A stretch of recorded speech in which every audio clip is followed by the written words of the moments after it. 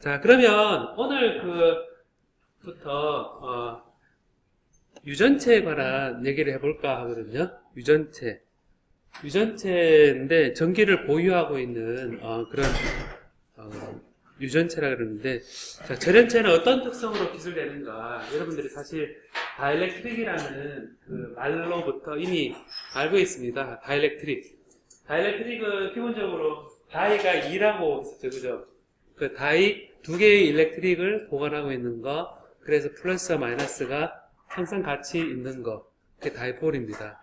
그래서 여러분들 플러스 마이너스 차지가 여러분이 쿨럼 법칙이니 많이 알고 있지만, 사실은 다이폴 이게 우리 일상생활에서는 더 친밀하게 주위에 와 있는 그런 부분이거든요. 물도 그렇고, 그리고 여러분 피부나 모든 DNA나 이런 것들이 다 절연체로서 다이폴 모멘트로 기술이 되거든요. 여러분 교재에 나와 있는 그 유전체 파트의 그림을 제가 복사를 했는데, 보면 정의가 어떻게 되어 있습니까? 한 줄로 되어 있죠. 한번 읽어보겠습니까? 시작. 예. 그래서 이것도 읽어보겠습니까? 시작.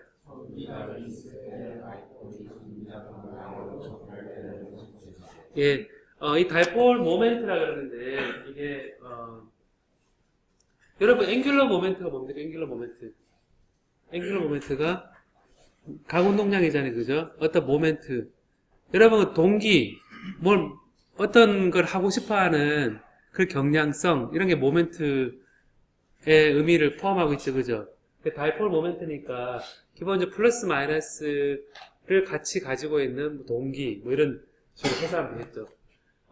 이거는 처음에도 제가 잠깐 설명을 했었던 부분인데, 플러스하고 마이너스가 이렇게 플러스하고 마이너스가 이렇게 균일하게 분포하고 있다, 이렇게 단순한 모델을 가지고 있으면, 외부에 전기장을 걸어주면 전기장의 정의 자체가 플러스 전하가 받는 힘의 방향이 전기장의 방향입니다.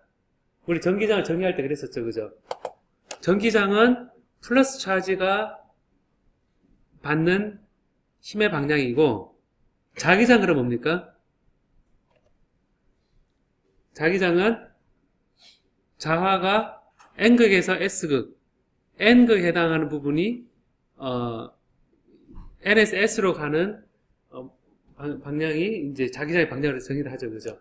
그래서 그렇게 어떤 장이라는 것은 그 힘의 방향으로 장을 정의하는데, 여러분 보면 플러스 마이너스는 서로 반대 방향의 힘을 받기 때문에 상대적으로 하나를 고정시켜 놓고 나면 하나가 이렇게 이동한 것처럼 보입니다. 이동한 것처럼 보여서, 여러분 이거 보이니까 여기에 평행 위치일 때는 플러스 마이너스가 정확히 같은 위치이기 때문에 얘가 캔슬 딱 돼가지고 저 멀리서 보면 플러스 마이너스 같은 위치에 있어서 정확히 없는 것처럼 보입니다. 전기장, 우리 전자기 할 때도 배웠죠, 그죠? 근데 이제 이게 이렇게 플러스 마이너스가 평행 위치가 조금 바뀌게 되면, 이제 우리가 모멘트를 어떻게 정의하냐면, 요 하나가 마이너스 Q와 플러스 Q가 크기에다가 마이너스에서 플러스로 가는 벡터로 이렇게 C라는 이거를 차지항에다가 디스플레이스먼트를 호흡을 한 요거를 우리가 다이폴 모멘트라고 합니다. 그래서 이제 이게 플러스 Q 곱하기 요 C로 되는데, 요때 마이너스에서 플러스 방향으로 뮤를 정의하거든요. 마이너스에서 플러스로 정의하는 거는 얼핏 생각해서 우리가 말을 전기장이 있을 때 다이폴이 전기장 방향으로 정렬되려는 성질, 요걸 말을 맞추는 데도 도움이 됩니다. 마이너스 플러스를 정의해 놓으면 그게 바로 전기장에 의해서 가는 방향이잖아요, 그죠? 저거를 왜 플러스에서 마이너스 안 했을까? 플러스에서 마이너스로 만약에 일렉트릭 다이폴 모멘트를 정의하게 되면 외부 전기장에 대해서 다이폴이 반대로 정렬하는 성질이 이렇게 돼버리죠. 그죠? 그러니까 이제 이게 마이너스 플러스 정의하게 되면 같은 방향에 정리된다, 이렇게 말을 하기 참 좋습니다.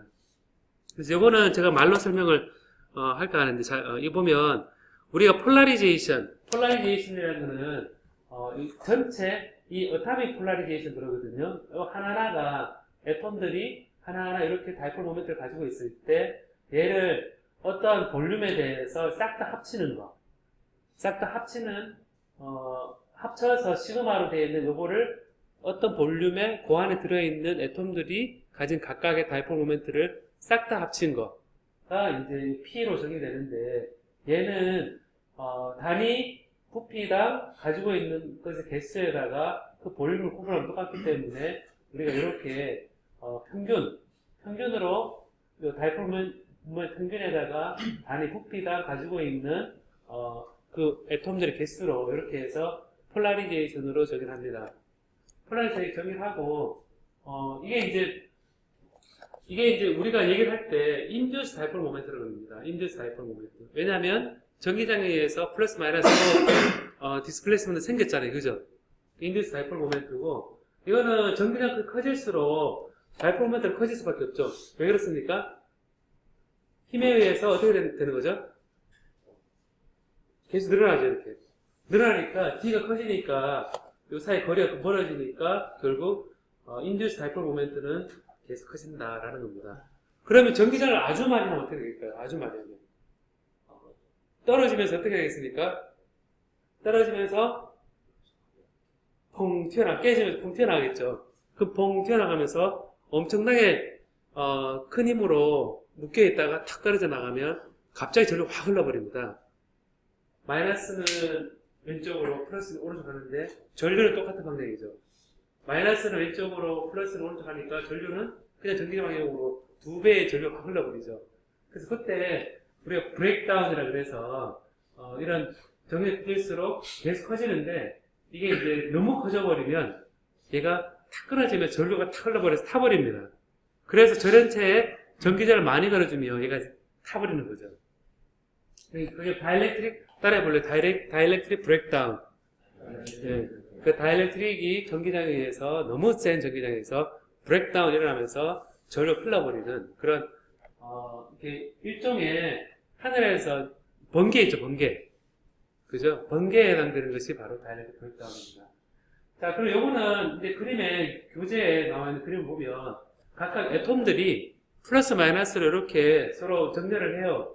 정렬을 하면 여기 보는 것처럼 플러스 마이너스 플러스 마이너스 플러스 마이너스 이렇게 얘가 지나갈 수는 없으니까 각각 애톰들이 이렇게 한쪽으로 찌그러지죠, 그죠? 폴라리제이션이 생기는데 그래서 요 페이판 축전지 사이에 여기 이제 전원체가 흘러가지 못하기 때문에 얘가 타입 폴라리제이션이 생기는데 얘를 가만히 보면 플러스 마이너스 플러스 마이너스 플러스 마이너스 이렇게 하시면 요 플러스 마이너스 서로 가까이 있는 것들은 어떻게 됩니까? 멀리서 보면 얘는 캔슬 딱 되겠죠, 그죠? 딱 캔슬되고 얘도 플러스 캔슬 되겠죠, 그죠? 보면 이 전원체인데 멀리서 보면 가까운 플러스 마이너스로 이렇게 돼 있는 생각하는데 멀리서 보면 중간에는 싹 다 이렇게 뉴트럴하게 딱 돼 있는 것처럼 딱 되거든요. 그 다음에 여기 이제 최종적으로 보면 얘는 중간에 건 다 뉴트럴 되는데 요 바깥에 거는 뉴트럴 될 게 없죠. 그죠? 그런데 요거는 요 표면에만 쭉 남게 되겠죠. 그죠? 그럼 이 강한 전기장 속에 있는 요 전원체는 어떻게 생각되냐면 차지가 중간에는 없고 표면에만 차지가 있는 것처럼 보이겠죠. 그죠? 그래서 볼륨에 관계되는 폴라리제이션이 서피스 폴라리제이션으로 바꿔 생각할 수 있다 라고 여러분 전자기학 때도 배웠을 겁니다. 그러니까 볼륨에 분포하는 어떤 요를 조그맣게 보면 이 다이폴 모멘트 몇 개다 개수를 볼륨에 대해서 개수를 환산할 수 있는데 나중에는 토탈 Q를 보면 서피스에만 존재하는 걸로 바꿔서 생각할 수 있거든요.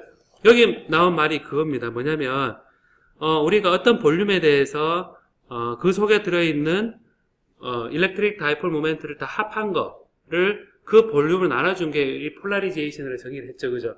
정의됐는데 요 차지 다이폴 모멘트는 이 서피스에 존재하는 걸로 우리가 바꿔서 생각할 수 있다는 거거든요. 이 서피스에 존재하는 이 폴라리제이션으로 바꿔서 전체 서피스에 대해서 다 합을 해서 이렇게 해서 이제 서피스에 대한 차지를 다 합한 거하고 폴라리제이션에 대해서 이 면적을 구분한 거하고 사실은 같다라는 그런 부분인데, 요거는 제가 요거는 다음번에 그 다른 전자계에서 했던 부분인데 다른 관점에서 설명을 하도록 하겠습니다. 요거는 일단 식만 제가 하고, 그래서 이제 보면 여기서 퍼머넌트 다이폴들이 무질서하게 섞여 있을 때 전체 평균 합은 0이 될 수 있으나 이게 전체 이런 것들이 막 무질서하게 섞여 있을 때는 요 중간 합하면 0이죠, 그죠? 예, 정리자가 없으면 다 0인데 얘는 다 0이 되죠, 그죠? 이 정렬이 되돌아가니까 그래서 0이 되는데 정리자를 넣어주면 보는 것처럼 이렇게 정렬되는데, 얘는 인듀스 다이폴 모멘트에 관한 얘기고, 이게 만약 물이다 라고 생각하면 물은 H2O죠, 그죠? H2O면 이게 물은 H 두 개에다 O인데 O 쪽이 마이너스고 그 다음에 H 쪽이 플러스거든요. 그래서 이거를 이 인듀스 다이폴 모멘트가 전열체에 있는 거 말고 물이 쫙 섞여 있어도 얘가 전기장을 걸어주면 얘가 로테이션이 돼가지고 그쪽으로 정렬되면서 얘가 다이폴 모멘트가 생겨서 폴라리 생길 수 있다. 그래서 일반적으로 전기장 없을 때는 인듀스 다이폴 모멘트나 퍼머넌트 다이폴 모멘트나 다 평균 합은 0이 될 수 있으나 전기장에 따라 평균값이 한쪽밖에 정렬되면서 전체적으로 다이폴 모멘트가 생기는 거죠. 자, 여러분 요거에 대한 예가, 자, 제가 방금 말한 게 얘는 인듀스 다이폴 모멘트에 관한 그림이라고 그랬죠, 그죠? 그런데 얘를 이제 퍼머넌트 다이폴 모멘트를 생각을 하면 바꿔서 퍼머넌트 다이폴 모멘트를 생각하면 우리가 H2O가 있으면 얘는 기본적으로 O, H 되면서 O가 전자를 많이 땡기는, 우리가 일렉트로 네거티비티를 그럽니다. 전자 친화도가 높아서 전자를 많이 땡겨서 이렇게 마이너스 플러스 2분의 델타 플러스 2분의 델타 E 얘는 델타 E 마이너스 이런 식으로 이렇게 표현되는데, 그럼 결국 이 물은 하나가 마이너스 플러스 이렇게 얘가 등가로 생각할 수 있거든요. 생각할 수 있는데 보는 것처럼 물이 있으면, 물은 평소에 E가 없으면 마이너스 플러스 이게 막 섞여 있습니다. 랜덤하게. 자, 여러분 이렇게 섞여 있는데, 이렇게 섞여 있다가 여기 정리장 걸어주면 어떻게 된다고요, 여러분? 정렬되는 거죠. 그럼 이렇게 생각해봐요. 만약 물컵에다가 물 마시는 게 있는데 거기에 전기장 걸 수 있는 게 있다면 물을 한쪽으로 정렬된 걸 쫙 마시겠죠. 그죠? 그러게 몸에 좋을지 안 좋을지는 잘 모르겠는데 그렇겠죠, 그죠? 근데 여러분 봐봐요, 마이너스 플러스 있는데 여기다가 전기장을 요래 걸었다, 뒤집어 걸었다, 그럼 어떻게 되겠습니까? 요래 걸었다, 뒤집어 걸면 어떻게 되겠습니까? 처음에는 플러스 마이너스 한쪽으로 정렬했다가 그럼 또 바꾸면 어떻게 되겠어요? 또 이 반대로 되겠죠. 그러면 이 마이너스 플러스는 인듀스 다이폴 모멘트가 아니라 퍼머넌트 다이폴 모멘트라고 그랬죠. 그러면 얘가 전기장에 의해서 여기로 갔다 하면 어떻게 돼요? 여러분 다 같이 뭉쳐 있는데 좌향자 우향자 하면 어떻게 되겠습니까? 옆에 사람하고 부딪히겠죠, 그죠? 부딪히는데 막 돌려놓으면 열이 발생하겠죠, 그죠? 그러면 이제 얘를 천천히 돌리면 어떻게 돼요? 천천히 이렇게 됐다. 그럼 어떻게 돼요? 천천히 전기장 이렇게 해주면 물 분자가 같이 돌아가겠습니까? 안 돌아가겠습니까? 돌아가겠죠, 그죠? 그래, 돌아가면 빨라지겠죠, 그죠? 빨라지다가 너무 빠르면 어떻게 되겠어요? 못 돌아가겠죠, 그죠? 너무 빠르면 그 반응이 없겠죠, 그죠? 제가 만약 여러분한테 숙제를 1시간에 한 번씩 숙제를 내주면 숙제를 할 수 있겠습니까? 없겠습니까? 포기다 그렇게 우리 다 같이 또 동맹 포기 이러겠죠, 그죠? 근데 제가 적절하게 이제 한 번에 한 번씩 이렇게 하는데 가볍게 하게 되면 이제 곡이 따라오겠죠, 그죠? 이제 그거 있는데 과목도 많잖아요, 지금.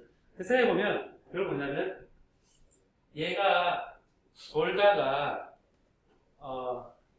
무지 빨라져서 그 다음에 반응을 안 하는 주파수가 있겠죠. 그죠? 반응을 하지 않는 주파수를 우리가 뭐라 그러냐면 플라즈마 프리퀀시라고 그럽니다. 플라즈마 프리퀀시. 어떤 컬러 프리퀀시인데 일종 플라즈마 프리퀀시라고 그러는데 여기서는 나중에 또 나오는데, 그래서 오메가 P라는 우리가 이 값을 정의합니다. 이보다 크면 이 운동이 발생하지 않거든요. 그럼 여러분 한번 봐요. 이게 계속 바꾸면 열이 난다는 거 알겠죠, 그죠? 열이 난다고 아는데, 그럼 열이 나는 관점에서 집에서 쓰고 있는 거 있습니다. 열이 나는 거, 열을 내는 거. 뭐요? 전자레인지. 예. 전자레인지를 보면, 그 전자레인지는 안에 넣으면 윙 소리 나는데, 얘가, 뜨거워지죠. 그죠? 그 뜨거워지는 게, 그 뜨거워지는 원리가 뭐냐면, 안에 전기장이 있어서 그 전기장에 의해서 그 함유된 물 분자가 같이 떨면서 뜨거워지는 거거든요. 그럼 여러분 생각에 이런 다이폴 모멘트가 있어야 된다는 게 그 전자레인지의 원리가 될 거고, 그리고 그 주파수에 최대한 공진이 일어나야 되죠, 그죠? 해야 되는데 반응이 없으면 떨지 않을 겁니다. 그래서 바짝 마른 빵을 넣으면 가열이 되겠습니까? 안 되겠습니까? 원리적으로 물이 없으면 가열이 안 되거든요. 그래서 이거를 우리가 다이엘렉트릭 히팅이라고 합니다. 히팅. 그러니까 우리가 도체 금속에서는 직접 전류를 흘려서 열을 발생시키죠. 줄 열을 발생시킵니다. 근데 전원체에서도 이렇게 전기장을 AC 전기장을 걸어줘서 얘가 뜨거워지는 그런 현상을 이용하거든요. 그래서 이게 우리 몸이 물로 이루어져 있잖아요. 물로 이루어져 있으니까 공교롭게 휴대폰이 쓰는 주파수하고 전자레인지 쓰는 주파수가 크게 다르지 않습니다. 그래서 보면 전자레인지를 아주 끔찍하게 쓰는 뭐 동물을 막 넣고 이러는 경우 동물이 죽어버리죠. 바로 익어버리죠.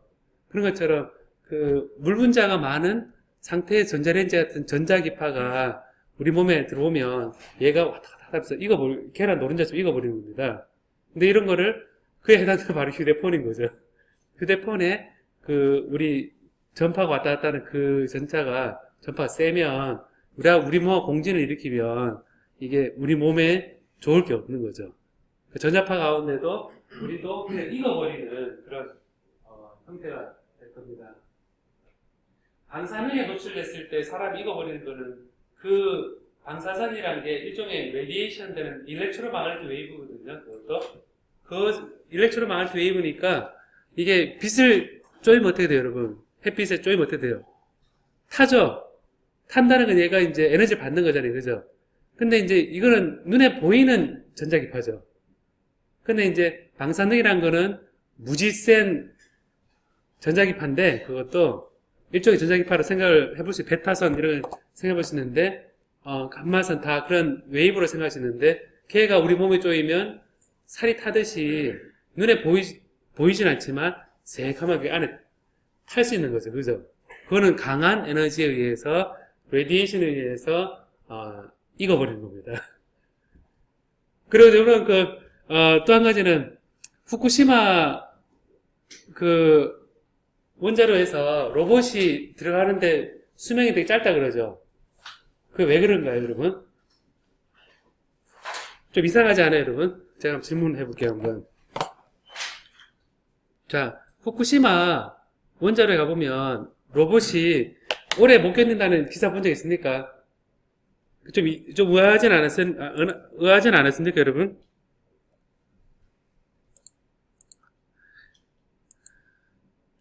후쿠시마 로봇 이제 보면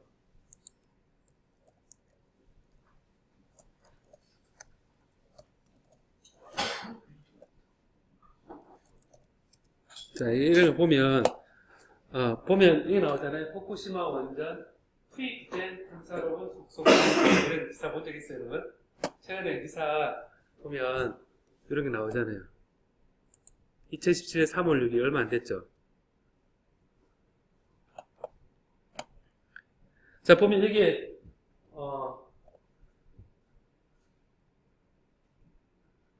보면 지진으로 붕괴된 탐사 로봇이 강력한 방사선 이기지 못해 활동을 멈춰버리면서 전문가들의 애가 타들어가고 있다. 그렇게 녹아내린 하기 위해서 해야 되는데 로봇이 예상보다 5배나 빠른 2시간 만에 수명을 다했다. 그랬죠, 로봇이. 그리고, 이 로봇은 13, 15 수준의 방사를 견딜 수 있겠지만, 원자력 내부는 530 이렇게 있다. 이렇게 나오고, 자, 그럼 여기서, 보는 그 모습을 보면, 겉보기에 로봇이 여기에 들어가서 왜 견디지 못할까요? 방사선 탓에 기기 수명이 단축된다 그러잖아요. 제가 요 안에서 얘기한 걸 보니까 답이 사실 다 나왔어요. 다 나왔는데, 이제 생각보다 이제 기계적인데 더 신경을, 여러분들이 더 쓰는 경향이 있거든요. 뭐냐면, 겉보기에 로봇이 튼튼해 보이잖아요. 그죠? 아이언맨 튼튼해 보이는데, 사실 그 로봇을 제어하는 것은 반도체잖아요. 그죠? 반도체가 모든 지령을 받고 이 리모트로 데이터를 받고 그러잖아요. 그죠? 받고 하는데, 그 미세 선폭, 미세할수록 방사선이 가서 때려서 깨버립니다. 그거를. 깨버리니까, 아까 우리가 다이렉트릭이라 그러면, 봐요, 한번. 이게, 다이렉트릭이라 그러면 이런 게, 플러스 마이너스가 이렇게 붙어 있잖아요. 그죠? 이게 방사선이 슉 가면 얘 본등을 깨버립니다. 이렇게. 깨버리면 얘가 슉슉 다 흐르겠죠. 그죠? 그래서 커패시터를 영향을 못해요. 방사선이 쪼이면 그 소재 자체가 바뀌어버리거든요. 그래서 겉보기에 철도 약해집니다. 약해지는데, 겉모양이 약해지는 것보다는 이 핵심 칩이라든지 반도체가 제 기능을 못하는 거거든요. 똑같은 일이 우주로 날아가도 똑같거든요. 우주선을 이렇게 하늘에 올리면 그 바깥에 있죠. 바깥에는 방사선이 있거든요. 그래서 기존에 작동하던 반도체가 작동 안 합니다.